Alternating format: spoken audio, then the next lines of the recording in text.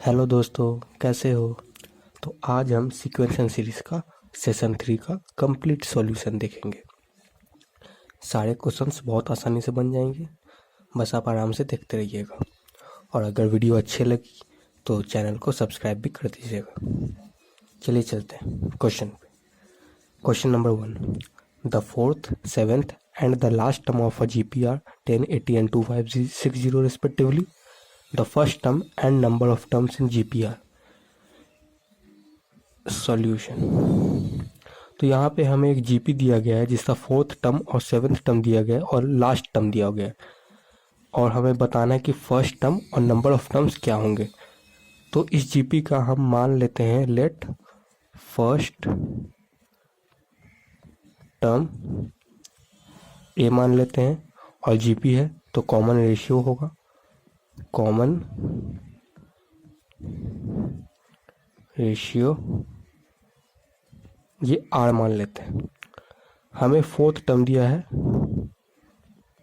10, seventh term दिया है 80 और लास्ट टर्म दिया है उसे TN मान लेते हैं। जो लास्ट टर्म होता है उससे वो TN ही होता है, वो है 2560। अब AP में जनरल टर्म का फॉर्मूला होता है A R⁻n -1, n जो यहाँ पे लिखा रहता है। तो इसका क्या होगा, A R⁴ -1 इक्वल टू 10, ये हो जाएगा R⁻³ = 10। वैसे ही इसका आएगा A R⁷ -1 equal to 80, A R⁶ equal to 80। इसका हो जाएगा A R⁻n, हमें पता नहीं है, ये n हमें निकालना और एक फर्स्ट टर्म निकालना, 2560। अब पहले ये दोनों को देखते हैं। ये दोनों में डिवाइड करते थे, इसके मान लेते हैं फर्स्ट सेकंड और इसे फर्स्ट, तो सेकंड डिवाइडेड फर्स्ट, तो A R⁶ by A R⁻³ equal to 80/10। A cut गया, 0 कट गया, ये 3 से 6 कट जाएगा, ये हो जाएगा R⁻³ इक्वल टू 8। तो यहाँ से R की वैल्यू आ गई 2। अब ये R की वैल्यू 2 को इस इक्वेशन में पुट कर देते हैं। A 2 का cube is equal to 10, A into 8 is equal to 10, A is equal to 10/8, 5 2 Z 10, 4 2 Z, ये आ गया 5/4।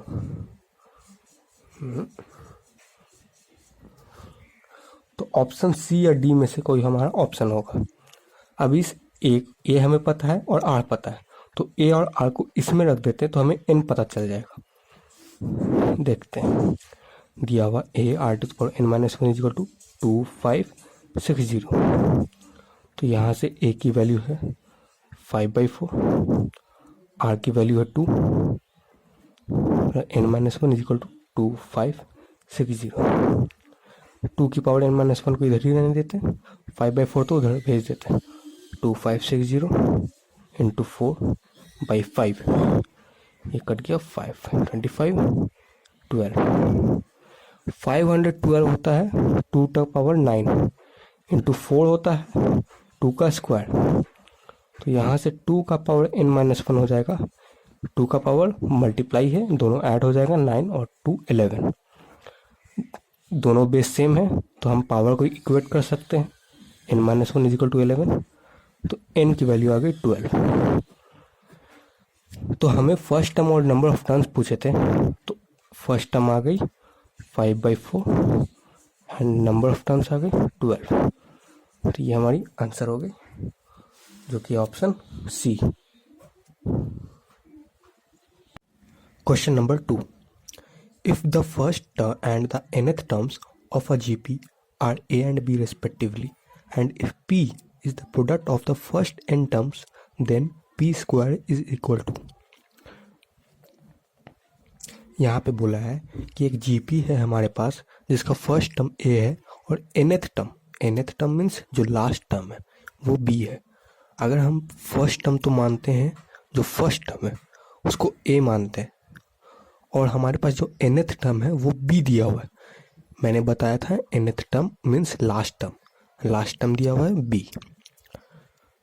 an को जनरल फॉर्म में क्या लिख सकते हैं, जो जीपी का जनरल फॉर्म होता है, first term into common ratio का पावर n-1, ये हो जाएगा b। यहाँ पे a1 है हमारे पास a, r to the power n-1 is equal to b। यहाँ तक हमें इतना इंफॉर्मेशन दिया हुआ है। आगे पढ़ते हैं। If p is the product of the first n terms, p हमारे पास दिया हुआ है कि फर्स्ट n टर्म्स का प्रोडक्ट है, मतलब कि first n terms a1 into a2 into a3 into dot dot dot an, ये हमारे पास फर्स्ट n टर्म्स का प्रोडक्ट हो गया। तो हमें पी स्क्वायर बताना कि पी स्क्वायर क्या होगा। इससे पहले थोड़ा सा कुछ अच्छे से लिख लेते हैं। a1 हो जाएगा a इंटू a2 हो जाएगा a, r to the power n-1 होता है तो 2-1 1 हो जाएगा, into a, r to the power 3-1 2 into dot dot dot into a, r to the power n-1। यहाँ तक मुझे लगता है कोई दिक्कत नहीं हुई होगी। अब यहाँ पे a कितनी बार मल्टीप्लाई हुआ है, यहाँ पे देखो, यहाँ पे यहाँ से यहाँ तक a n-1 बार मल्टीप्लाई हुआ है। साइड में बता देता हूँ, यहाँ से यहाँ तक देखो 1 2 3 डॉट डॉट n-1, तो a भी n-1 तक मल्टीप्लाई हुआ है, n टू n-1 टाइम्स, क्योंकि यहाँ पे r का पावर n-1 है तो इसे लिख सकते हैं a means a to the power n-1। यहाँ से यहाँ तक a का पावर n-1 लिख सकते हैं, और a के और मल्टीप्लाई है तो यहाँ पे a के और मल्टीप्लाई कर देंगे, दोनों बेस सेम है, a n-1, यहाँ पे 1 है प्लस 1, तो ये आ जाए n। तो इतना से इतना तक में a हमारे पास n टाइम्स मल्टीप्लाई है। यहाँ तक समझे कि a जो है n-1 टाइम्स मल्टीप्लाइड है और a के और आगे, तो a जो है वो n टाइम्स मल्टीप्लाइड है, a into dot dot n times. तो इसे लिख सकते हैं ना, a का पावर n इंटू r यहाँ पे डायरेक्ट दिख रहा है कि n-1 टाइम्स मल्टीप्लाइड है, यहाँ पे कोई r नहीं है, यहाँ तक है, तो ये हो जाएगा n-1 टाइम्स मल्टीप्लाई। सॉरी, यहाँ पे ये सब सेम है, a r to the power सब प्लस हो जाएगा। यहाँ पे तो a का कोई पावर नहीं था, सबका पावर 1 था, इसलिए डायरेक्ट a का पावर n लिख सकते थे। जैसे 2 into two dot dot dot होता है, मान लीजिए कि 10 टाइम्स होता है तो इसे लिखते हैं 2 का पावर 10, तो a का पावर 1 है तो इसे a का पावर n लिख दिए। r का पावर ये सब प्लस हो जाएगा, बेस कॉमन है, सेम है, तो ये 1 plus 2 plus 3 plus dot dot dot plus n-1। मुझे लगता है कि यहाँ से यहाँ तक आने में कोई प्रॉब्लम नहीं हुई होगी। अब a का पावर n, r का पावर, ये सम ऑफ नेचुरल नंबर्स है जिसका फॉर्मूला होता है n into n plus 1 by 2। यहाँ पे हमारे पास n जो है वो n-1 है, तो यहाँ पे लिखेंगे n-1 जो कि ये n आया। अब n प्लस 1 यहाँ पे n है n-1, तो ये हो जाएगा n-1 और एक प्लस 1 बाई 2, कट गया, a का पावर n r, ये n बाहर आ जाएगा n-1 बाई 2। अब हमें पूछा था पी स्क्वायर क्या होगा, तो ये हमारे पास p आया, पी स्क्वायर हो जाएगा, इसका स्क्वायर हो जाएगा a का पावर 2n, इसका भी स्क्वायर हो जाएगा 2n n-1 बाई 2, 2 कट गया, ये आ जाएगा a का पावर 2n और r का power n into n-1 by 2। अब हमें जो ऑप्शन है वो ए बी के टर्म में दिया हुआ है, तो हमें इस चीज़ को ए बी के टर्म में लाना होगा। देखते हैं कैसे लाएंगे। यहाँ पे n को बाहर लिख लें, a स्क्वायर लिखें आर का पावर एन माइनस वन, ये तो टू कट गया था, का पावर एन। देखिए अगर पावर एन है, इससे मल्टीप्लाई होगा तो टू एन हो जाएगा, इससे मल्टीप्लाई होगा तो N into N minus one बन जाएगा। अब इसमें ए स्क्वायर है, इसको ए इंटू ए लिख सकते हैं, इंटू आर का पावर एन माइनस वन का power N. A into R का पावर एन माइनस वन निकाले थे कि बी था, ए आर का power N minus one B है, तो यहाँ पे ये ए हो जाएगा, ये आर ए आर का पावर एन माइनस वन को लिख सकते हैं बी का पावर एन, यही हमारा बी स्क्वायर हो जाएगा।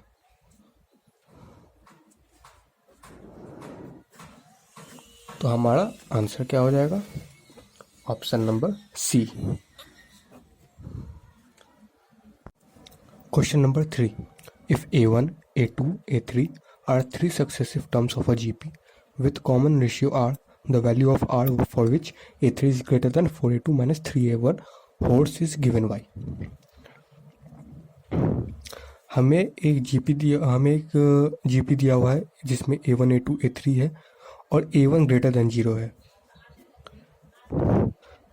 a1, a2, a3 जीपी में है, तो अगर a1 है a, तो a2 हो जाएगा ar और a3 हो जाएगा ar स्क्वायर। और ये भी ध्यान रखना कि a1 जो है मतलब कि a1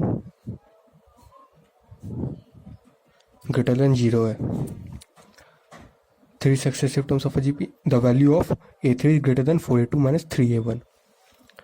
यहाँ पे एक इनइक्वालिटी दी हुई है, a3 is greater than 4a2 minus 3a1।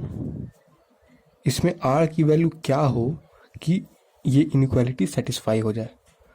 तो a3 को हम लोग लिख सकते हैं a1 r स्क्वायर और 4a2 हो जाएगा a1 r माइनस 3a1। अब इसलिए हमें a1 पॉजिटिव दिया हुआ है ताकि यहाँ से हम इसे कैंसिल कर सके a1 को। तो यहाँ आ जाएगा r स्क्वायर ग्रेटर देन, यहाँ पे समझे ना कि अगर कोई नंबर पॉजिटिव है तो उसे इनइक्वालिटी में कैंसिल कर सकते हैं, यहाँ पे हमें दिया हुआ है। तो ये हो जाएगा r square greater than 4r minus 3। इस टर्म को इस साइड ले जाएंगे, r square minus 4r plus 3 greater than 0। इसे लीनियर फॉर्म में फैक्टराइज करेंगे, r minus 3 r minus 1 greater than 0। वे भी कब बना लेंगे, रूट आ जाएगा 1 3 plus minus plus, greater than 0 है मीन्स हमें प्लस वाला टर्म्स को लेना है। तो यहाँ पे एक प्लस वाला टर्म्स ये आता है, एक ये आता है। तो एक आ जाएगा r लेस देन 1, ये वाला जब लेंगे, और एक आ जाएगा r ग्रेटर देन 3, ये वाला जब लेंगे। ये ग्रेटर देन 3, ये लेस देन 1। तो हमारा यही आंसर हो जाएगा कि r जब 1 से कम हो या फिर 3 से ज़्यादा हो तो हमारा ये इनइक्वालिटी सेटिस्फाई कर जाएगा। तो ऑप्शन क्या हो जाएगा, C, r less than 1 and और r greater than 3। Question number 4, if x 2x plus 2 3x plus 3 are in GP the fourth term is. हमें यहाँ पे ये तीन टर्म्स जो है वो जीपी में है, तो हमें फोर्थ टर्म क्या होगा वो निकालना है। सबसे पहले तो हमें यही तीन टर्म्स क्या होंगे वो निकालना पड़ेगा। ये तीन टर्म्स यहाँ पे लिख लेता हूँ, x comma 2x plus 2 comma 3x plus 3, ये जीपी में है। जीपी की कंडीशन होती है कि अगर मान लिया इसे मानते हैं first term, second term, third term, तो जीपी की कंडीशन होती है कि a2 by a1 is equal to a3 by a2। इसी कंडीशन को इसमें अप्लाई कर देंगे। a2 क्या है, 2x प्लस 2। यहाँ पे 2 को अगर मैं कॉमन ले लूँ तो x प्लस 1 आ जाएगा by a1 x is equal to a3 है। यहाँ पे 3 को कॉमन ले लूँ तो x प्लस 1 आ जाएगा by a2 2 into x plus 2। इसे क्रॉस मल्टीप्लाई कर दें तो ये हो जाएगा, ये आ जाएगा 1 4x प्लस 1 का whole square is equal to 3x x plus 1। आगे बनाए 4 square plus 1 plus 2x is equal to 3x square plus 3x 4x square multiply कर दें x इज इक्वल टू